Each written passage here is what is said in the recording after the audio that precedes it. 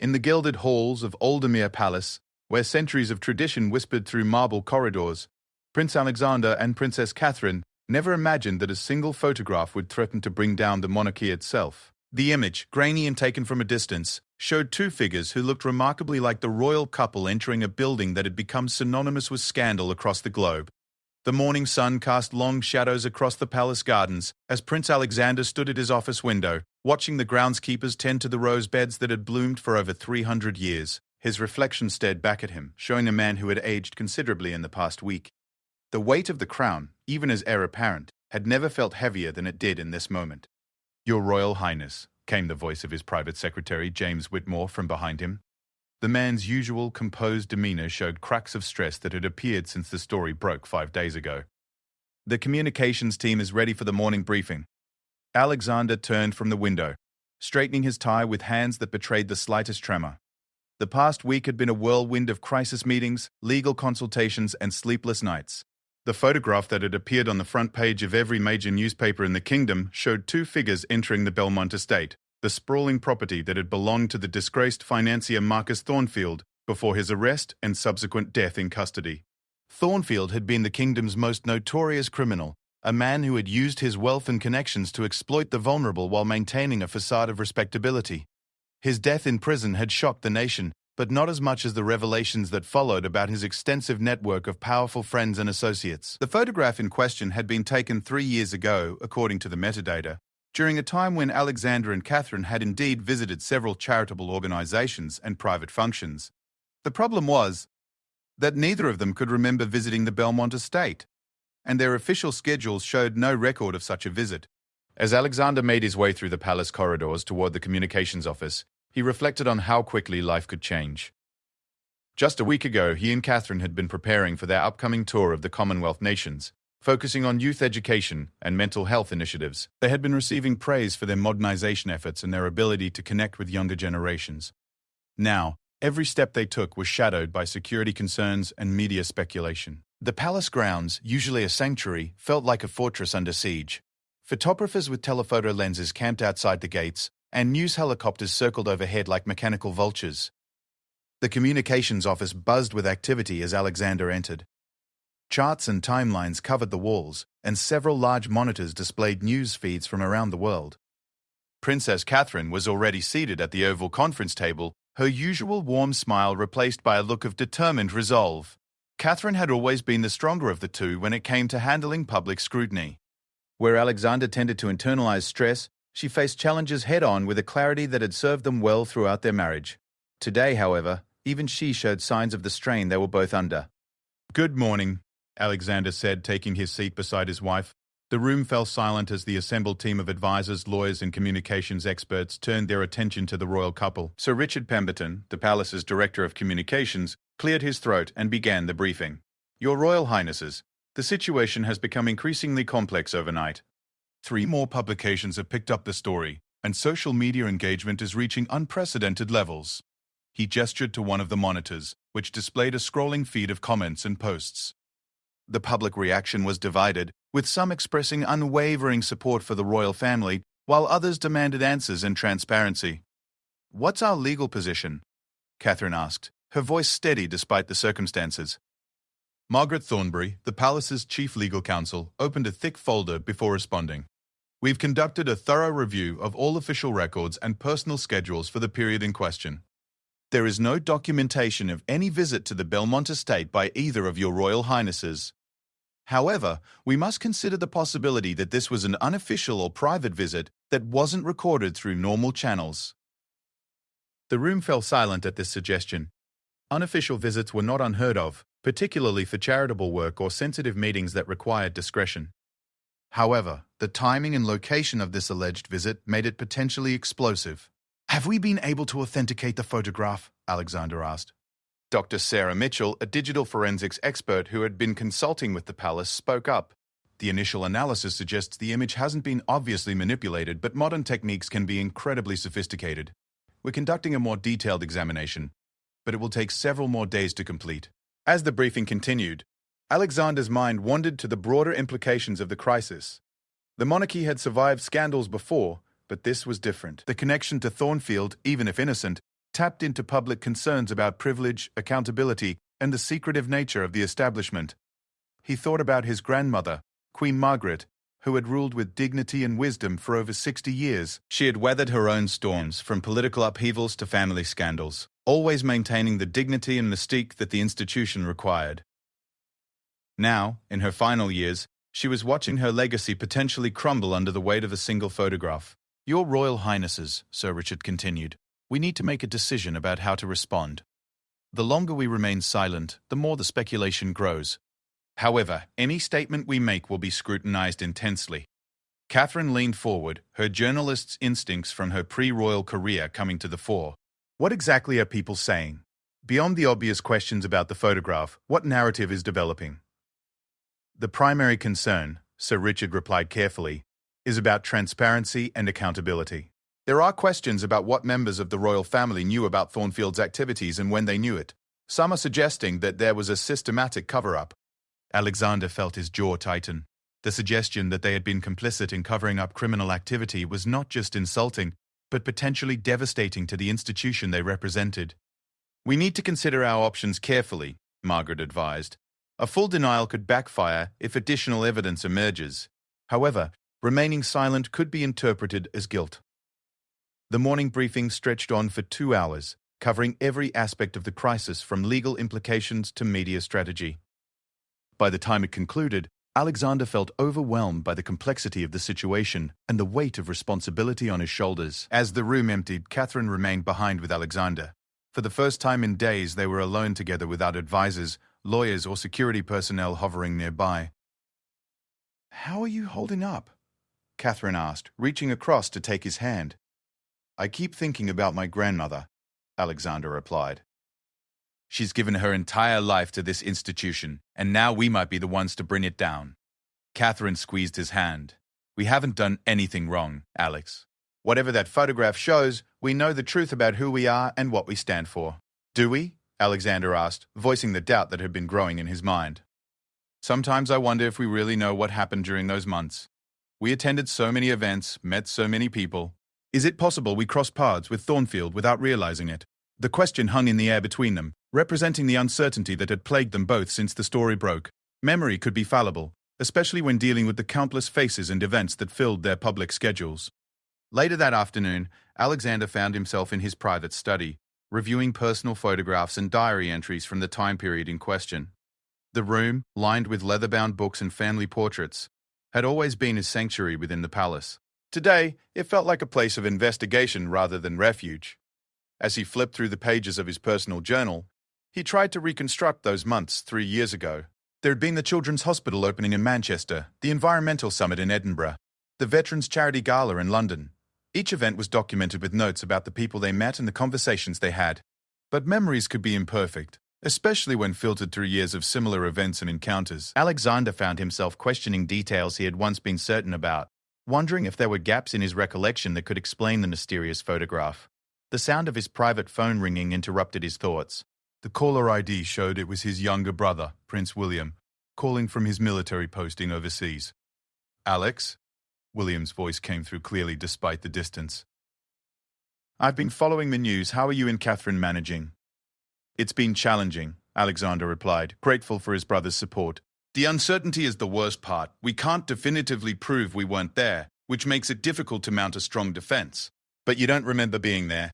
"No, but that's what's troubling. We met so many people during that period, attended so many events. It's possible we encountered Thornfield or visited properties connected to him without realizing the significance." William was quiet for a moment before responding. "Have you considered the possibility that this is a deliberate attempt to destabilize the monarchy?" "The timing seems suspicious, just as you and Catherine are gaining popularity and preparing for the Commonwealth tour." The thought had occurred to Alexander, but he had been reluctant to embrace what might seem like a conspiracy theory. However, the more he considered it, the more plausible it seemed that someone with access to sophisticated resources could have orchestrated this crisis. As evening approached, Alexander and Catherine prepared for what might be their most challenging public appearance yet. They had been scheduled to attend the annual Royal Academy dinner, an event that brought together artists, intellectuals, and cultural leaders from across the kingdom. The palace communications team had debated whether to cancel the appearance. but ultimately decided that maintaining their schedule would demonstrate confidence and normalcy. However, everyone understood that the evening would be anything but normal. As Catherine adjusted her evening gown in their private chambers, Alexander watched the news coverage on their bedroom television.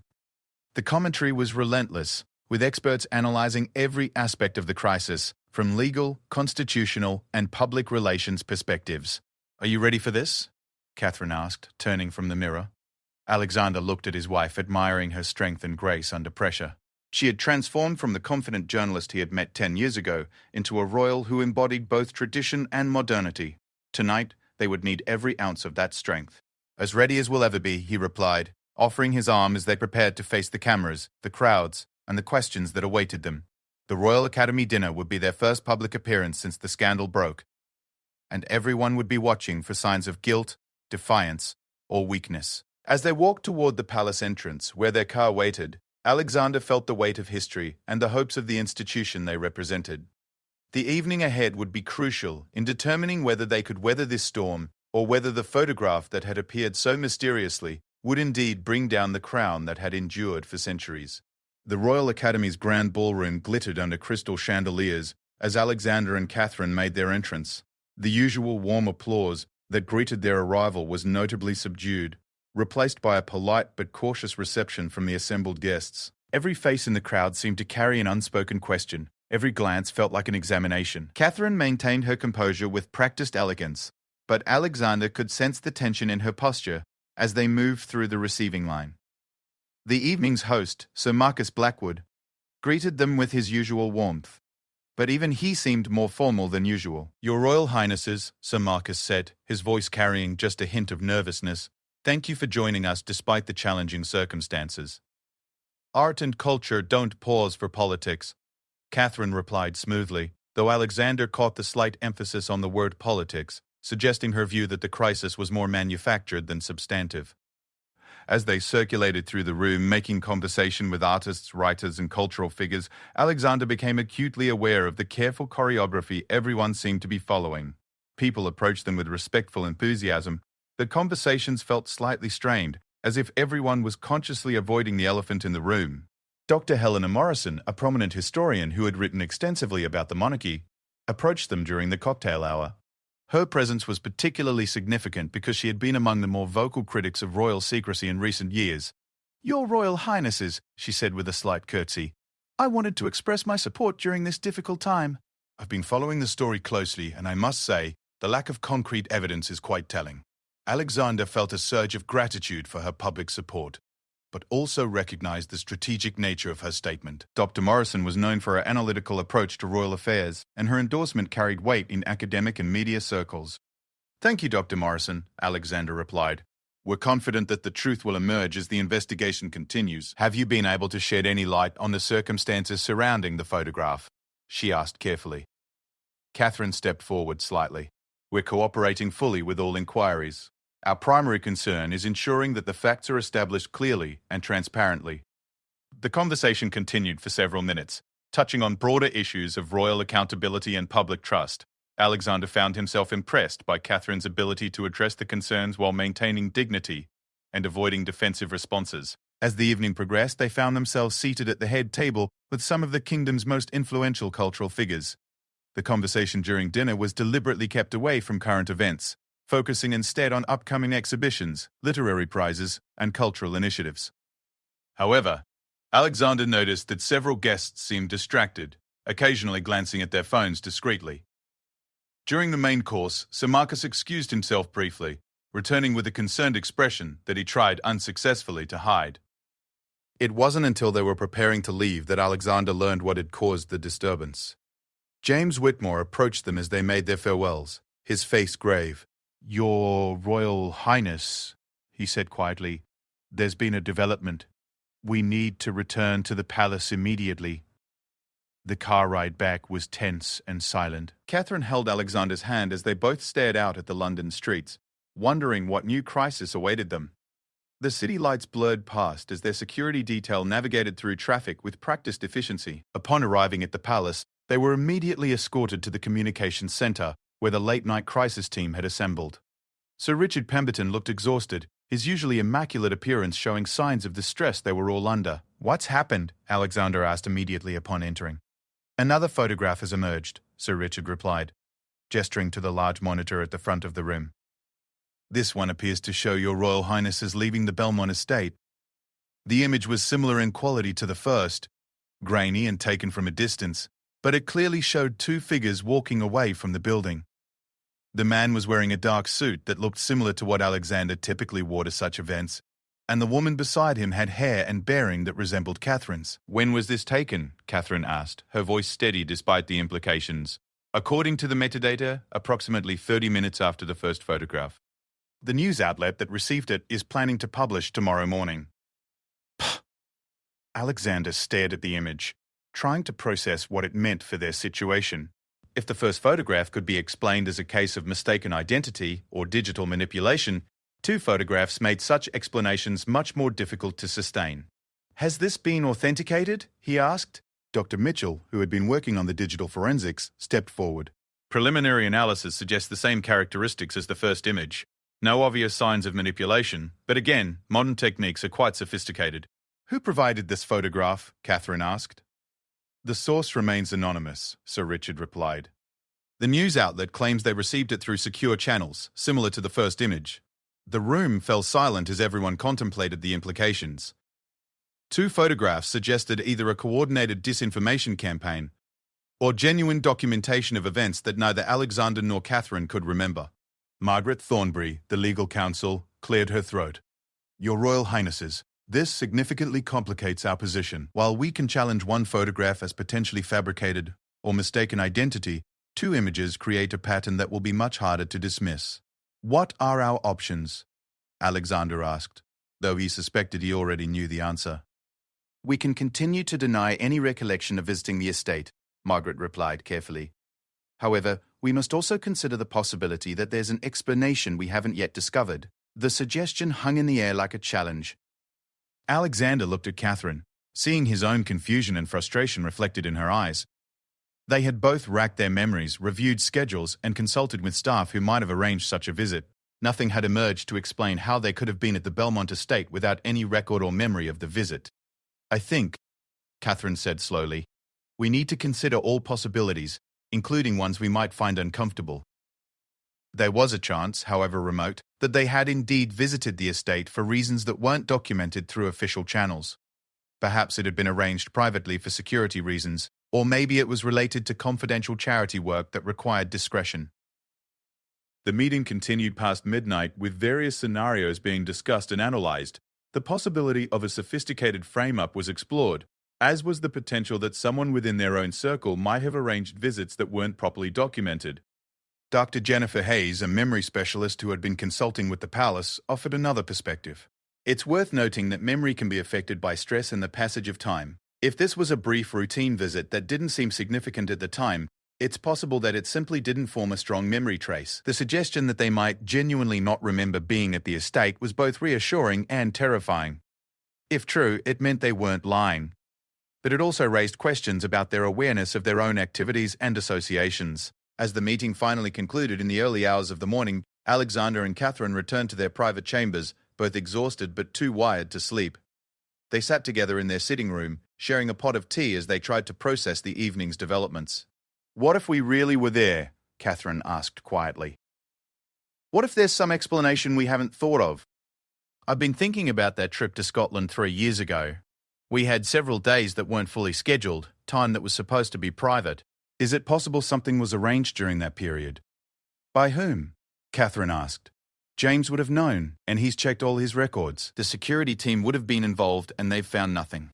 Unless it was arranged at a higher level," Alexander said, voicing a thought that had been growing in his mind. "Someone with the authority to bypass normal protocols." The implication was significant. If their visit to the Belmont estate had been arranged by someone with sufficient authority, it might explain the lack of documentation and their own hazy memories, but it would also suggest that they had been deliberately kept unaware of the full significance of the meeting. "You're thinking about your father," Catherine said, reading his thoughts. King Henry had always been involved in sensitive diplomatic and charitable work that required discretion. It was possible that he had arranged meetings or visits that weren't documented through normal channels, particularly if they involved delicate negotiations or confidential charity work. "We need to talk to him," Alexander said. The prospect of confronting his father about the crisis was daunting. King Henry had been supportive throughout the ordeal, but their relationship had always been somewhat formal, governed by protocol and the institutional roles they occupied. The following morning brought no relief from the media storm. The second photograph dominated headlines around the world, with commentators and experts offering various theories about its significance. Some suggested it provided definitive proof of the royal couple's connection to Thornfield, while others argued it could still be part of an elaborate hoax. Alexander and Catherine met with King Henry in his private study, a room that had remained virtually unchanged for decades. The walls were lined with portraits of previous monarchs, and the massive oak desk had been used by rulers for over 2 centuries. King Henry looked every one of his 73 years as he rose to greet them. The stress of the crisis had taken a visible toll, adding new lines to his face and a slight stoop to his shoulders. "Father," Alexander began carefully, "we need to ask you about something that might be difficult to discuss." "I assume this is about the Thornfield business," King Henry replied, his voice betraying weariness. "I've been expecting this conversation." Catherine leaned forward.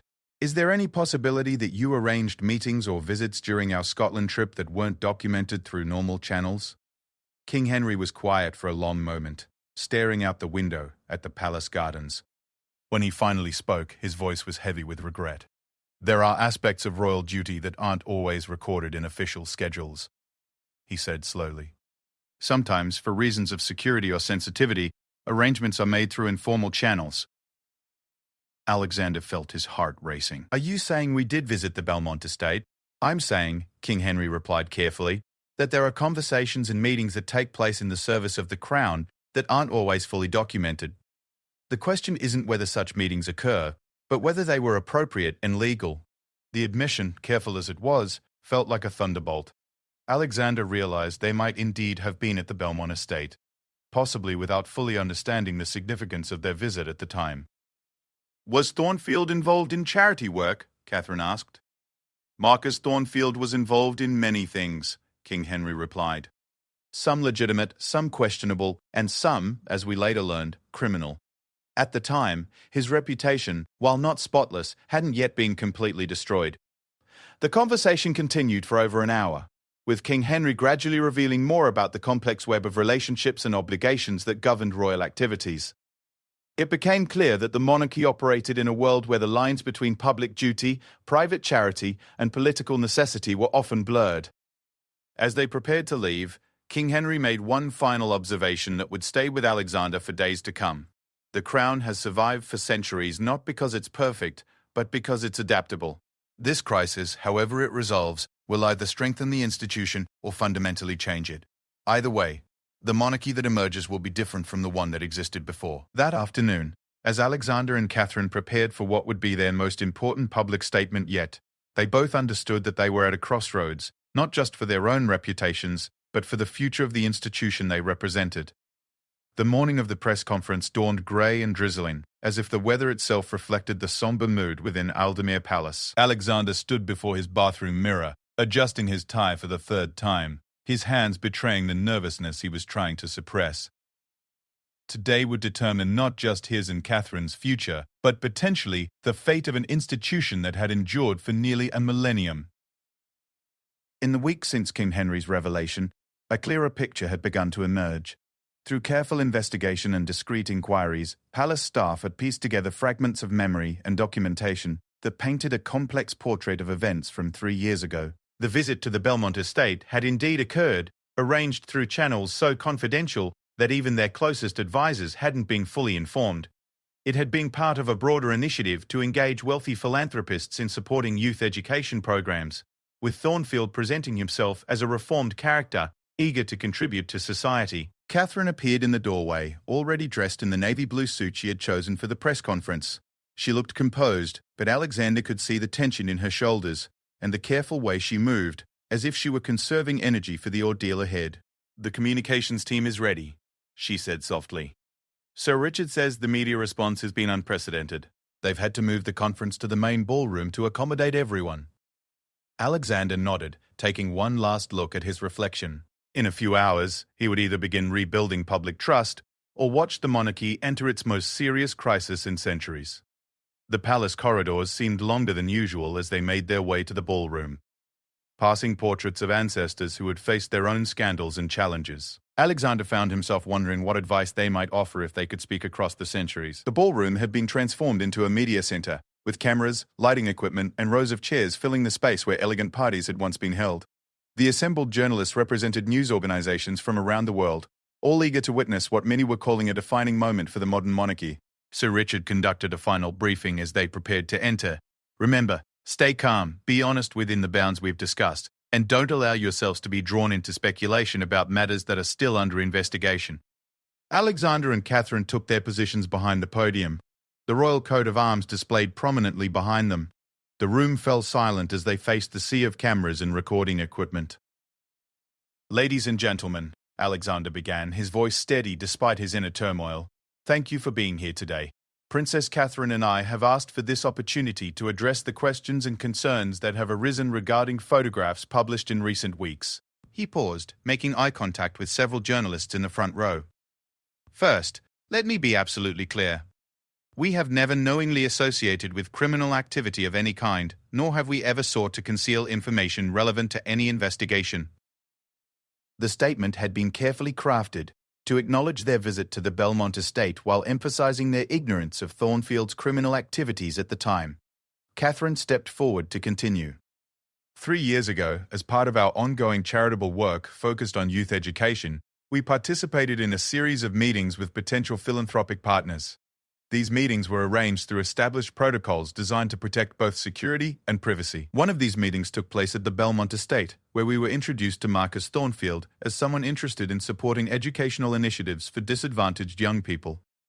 At no time during this brief meeting were we made aware of any questionable activities or associations. The questions came quickly after their prepared statements. A journalist from the kingdom's largest newspaper was recognized first. "Your Royal Highness, if this was a legitimate charitable meeting, why was there no official record of your visit to the estate?" Alexander had anticipated this question. Certain meetings, particularly those involving potential security risks or sensitive negotiations, are sometimes arranged through discreet channels. This is not unusual and is done to protect both the participants and the integrity of ongoing charitable work. "But surely your security detail would have records," pressed another journalist. "Security arrangements for royal activities are not typically disclosed for obvious reasons," Catherine replied. "However, I can assure you that all proper protocols were followed." The questions continued for nearly an hour, covering every aspect of the controversy. Alexander and Catherine maintained their composure throughout, sticking to their carefully prepared responses while trying to project both honesty and authority. The most challenging moment came when a foreign correspondent asked directly, "Do you expect the public to believe that you had no idea about Marcus Thornfield's reputation when this meeting was arranged?" Alexander felt the weight of the question. The truth was complex. Thornfield's reputation had been questionable but not yet criminal at the time of their meeting. However, explaining this nuance without seeming to make excuses proved difficult. "Marcus Thornfield moved in circles that included many respectable individuals," he replied carefully. "His criminal activities, as we now know them to have been, were not public knowledge at the time of our meeting. We relied on the advice of those responsible for arranging such meetings, and we trusted that proper due diligence had been conducted." After the press conference ended, Alexander and Catherine returned to their private chambers, emotionally drained but cautiously optimistic.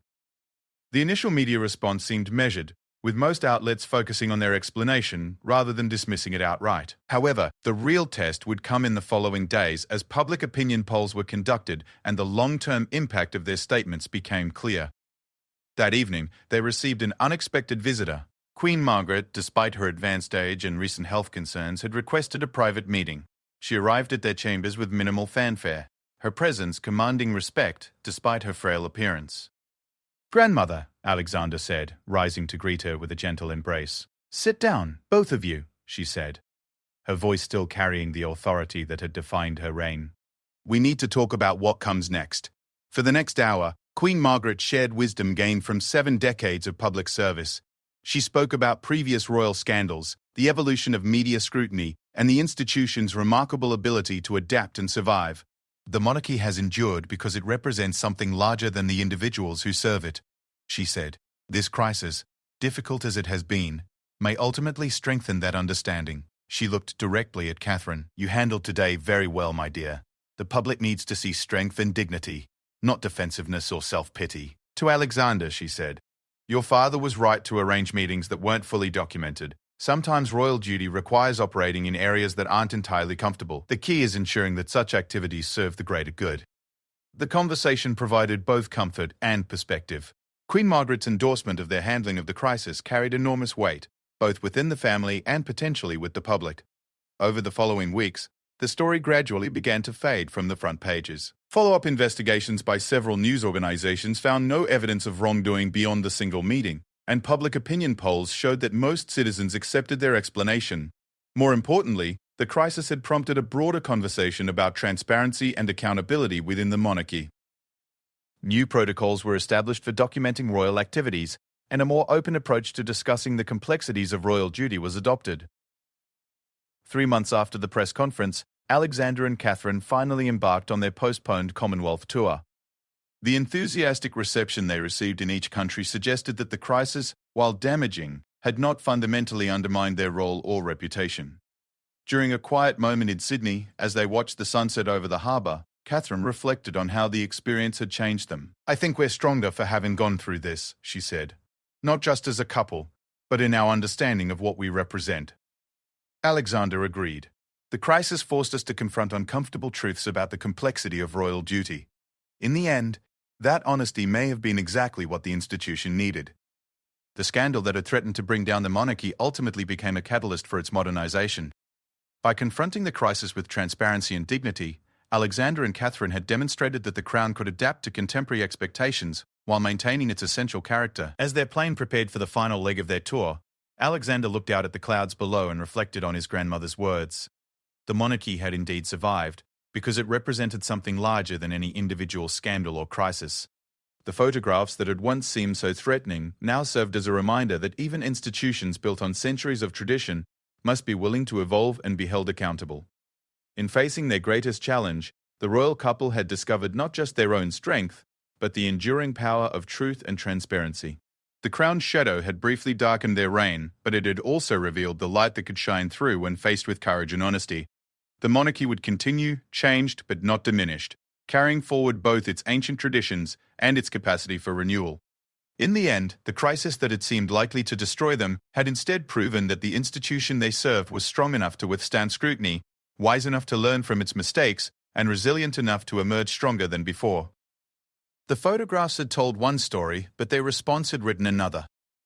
One of accountability, transparency, and the enduring strength of truth in the face of uncertainty.